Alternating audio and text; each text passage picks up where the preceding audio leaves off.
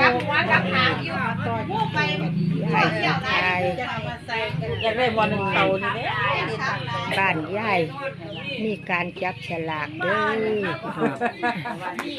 จับฉลากมื้อแรงก็สิลอยกระทง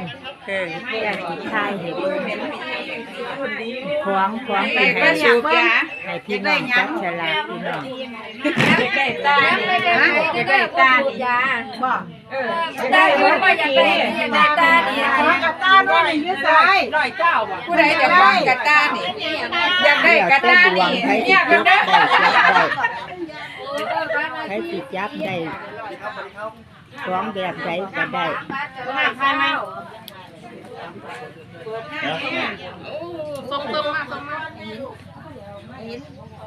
โอ้ยกระตาพี่น้องเอ้ยมาหลายคักเลย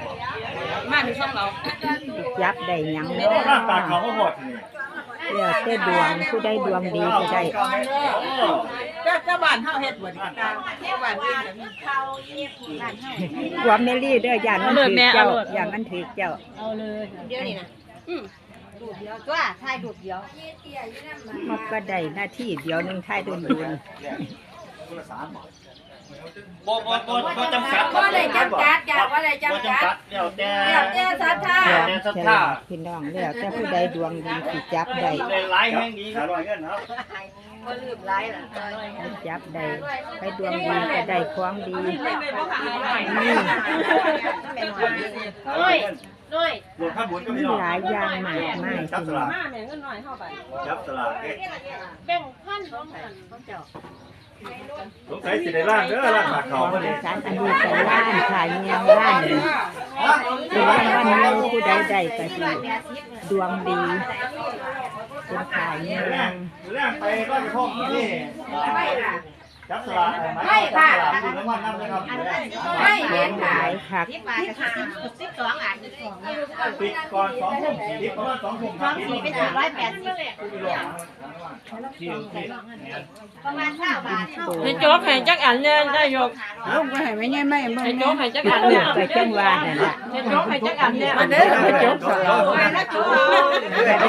พี่น้องมาจกฉลากบันนะซิ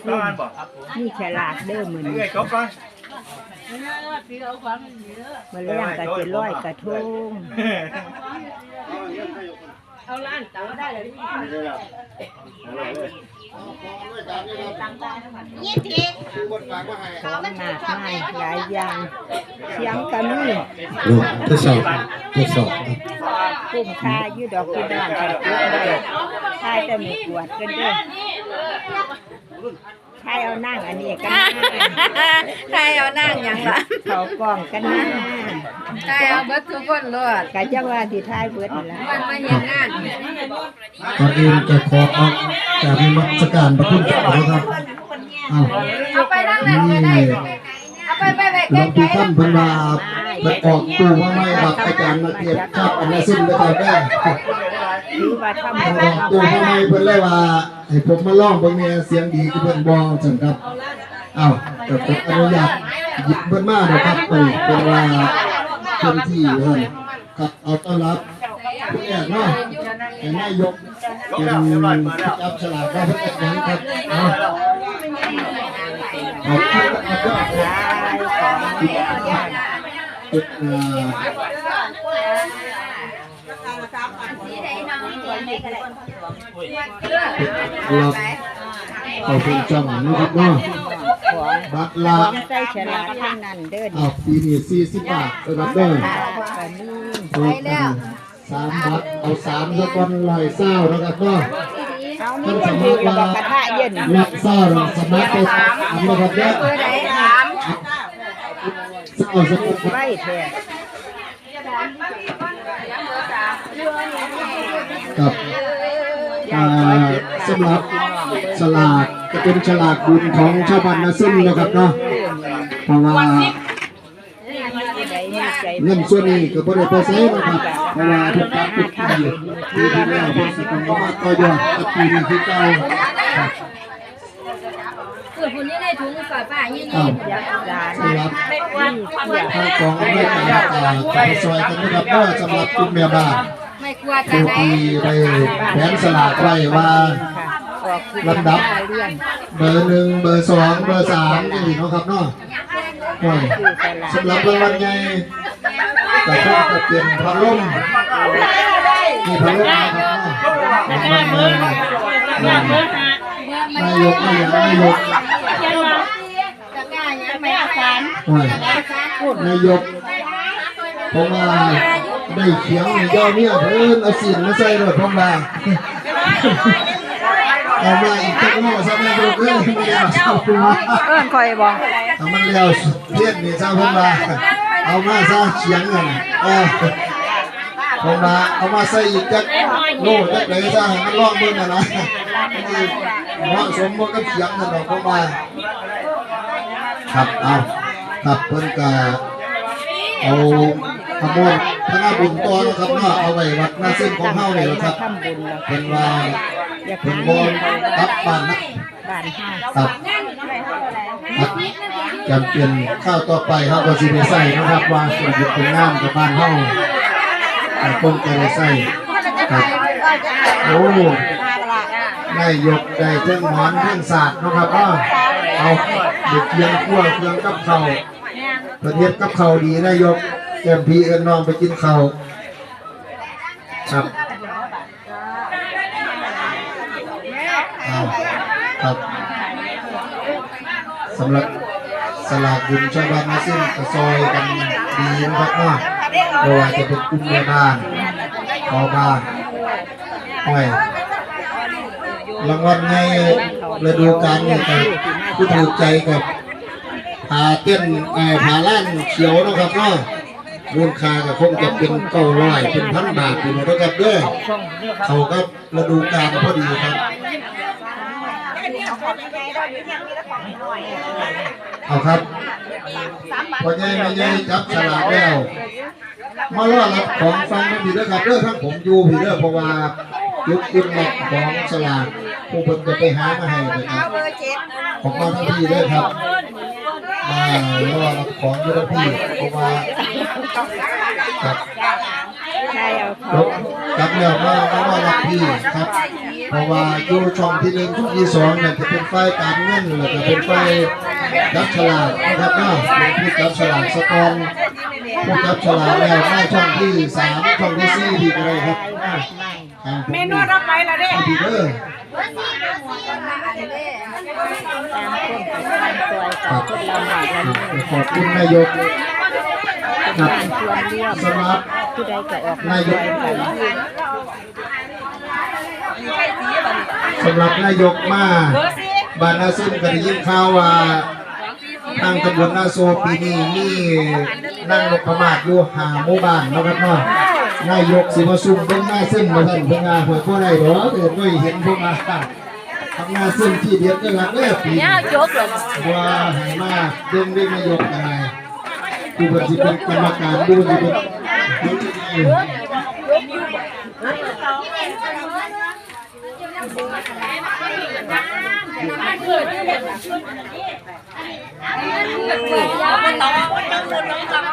เรียนชื่อกันเขาเอง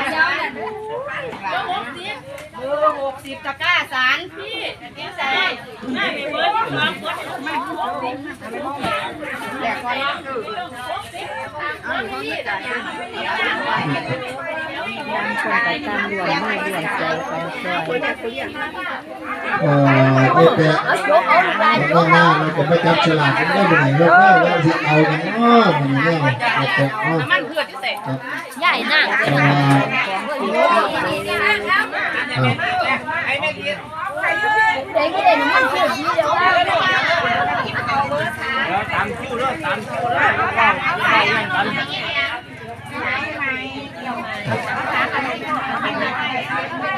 จับสลากอยู่สำหรับชาวบ้านนาซึ่งนะครับเนาะปีนี้ก็ซอยกันได้ไม่ไงเพราะไงถ้ามันเลี้ยแต่วนไปอีกรอบนึงก็ได้เนาะเพราะว่าเรื่องวนนี่อะไรสักวันบุญเฮายังบ่ถึงก็ยังเข้าไปไม่เลยเนาะครับเนาะเพราะว่าครับเอาแม่ประวัติเนาะเพิ่นเลยหมอมาเพิ่นก็โมทนาบุญเอาไว้วัดบ้านเฮานี่นะครับเพิ่นว่าเอาครับ นายยงครับแล้วที่มาดวงดีได้พาทุกท่านเอาไพ่นะครับเนาะไปตลาดเมื่อวานไปเที่ยวกับเสื้องามเยอะเป็นงานบ้านเป็นเด็กมากนี่หลากสีนะครับเนาะนี่ตาไส้เฮาครับ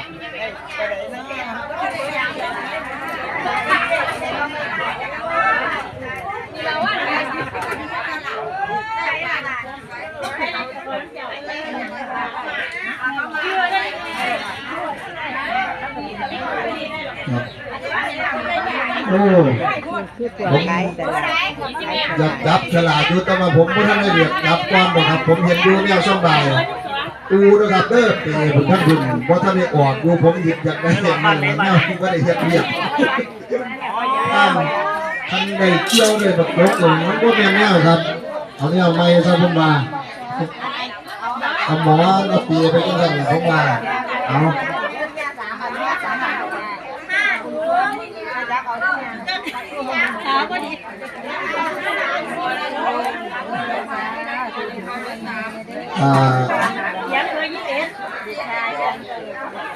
พวกหาของให้ผู้ใดจุดถึงแล้วไปซื้อพวกไปหาของมาให้มันว่าไงนะครับเนาะตะกี้น้ำห้อนตะกี้นะครับเด้อกาน้ำห้อนตะกี้น้ำห้อนไฟฟ้านะครับเนาะนี่แล้วนั่น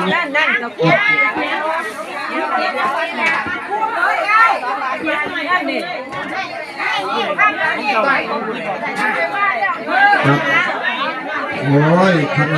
พูดอีกครับฉลาดนะครับเนาะเขาแถวแรกนะครับเด้อเบิ่งจุดอยู่ว่าจับฉลาด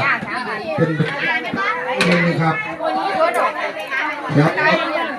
สองเดี๋ยวที่สามนั่นเป็นผู้ที่มาล่อรับที่ว่าจับได้ของแล้วนะครับเราจะมาล่อจุดที่2 กับ 3ครับยังเข้ามาฟังที่3ฟังที่4ฟังผมนี่ก็ได้เป็นช่องของจับฉลาดนะครับ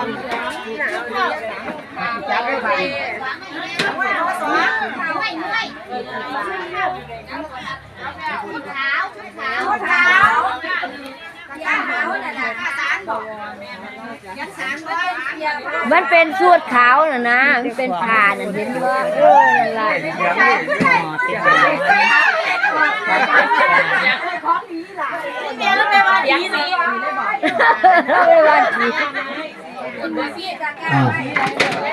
สำหรับในของน้องหนึ่งจะเปลี่ยนกันมาได้ครับแต่ว่าเราไปเปลี่ยนไม่หันเนี่ยเปลี่ยนก็ได้ครับเป็นระบุเบอร์ลูกแล้วระบุสิ่งของลูกแล้วนะครับแต่เขาจะได้เขาจะเปลี่ยนกันได้อยู่กับแกข้างนอกนะเขาจะเปลี่ยนกันได้นั่นคือว่าเป็นในลูกเบอร์ไปแล้วเปลี่ยนไปเพื่อก็คือว่ามันจะเป็นเบอร์ของผู้ใดก็ไปนะครับโอ้ผู้ใดเลยกระตาเนี่ยสวยงามนะครับก็กระตาสำหรับฝีมือของคุณในบ้านเจ้าน่าซึมครับจะน้อยนี่นายกพันเทียบมองขายสินค้าโอท็อปดูข้างหัวกระดับเอาละครับเด้อถนนเอาเสด็จฝีมือดีจังสินำไปขายได้เด้อครับเด้อเป็นสั่งเสร็จแล้วก็เป็นโครงการอยู่ครับล้านแล้วล้านฟ้าวัดจุกเด้อเพราะว่าจะเป็นห้องทางเพิ่นก็เฮ็ดไปแล้วนะครับผมก็เห็นโอ้สะดวกสบายแถวหน่วยกระเดาเด้อครับเด้อผู้ใดไปแล้วคุณไปเยี่ยมชมเพิ่นใส่ลูกล่างเกียรติย่างดีครับเพิ่นเฮ็ดไปที่ศูนย์โอท็อปของเจ้าปิ้นหนาไปคุณให้คอยทายเอาเพิ่นไปนำกันนั่นน่ะเจ้านั่นล่ะอยู่เด้อครับเด้อว่ามาเด้อมาสร้างบ่ได้เด้อลาดมาแล้วใครอยากตาเขา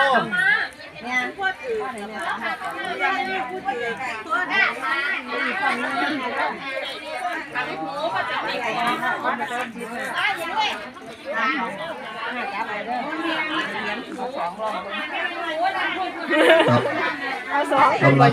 กิจกรรมมาเล่นกันน่าจะเป็นช่วง6 โมงหรือว่าทุ่มหนึ่งนี่นะครับเนาะจะมาเด็กลายลูกหลานบางทีก็จะได้ดูแลควบปลอดภัย เพราะว่า ไป พ ฉ ระ ลา นา ด ค ที่ เข้า ดี ทุก บา ทา ท ง ว่า นี่ ไป ก็ สิสิขึ้นหยัง สะสมเงินไว้กับแข็งแรงเยอะครับแต่กับต้องมาเวียนจักหน้อยเวียนจะต้องมาทำหลายครับเพราะว่าผู้ดูแลก็จะดูแลลูกหลานในห้องมีความปลอดภัยนะครับเนาะสำหรับมีลูกมีหลานมาแล้วก็ขอแนะนำนะครับเด้อว่าต้องว่าปล่อยกระทงไปแล้วไปน้ำเอากระทงเพราะว่ายันพ่อใหญ่แม่ใหญ่ใส่เงินไปบอกลูกหลานว่าบ่มีดอก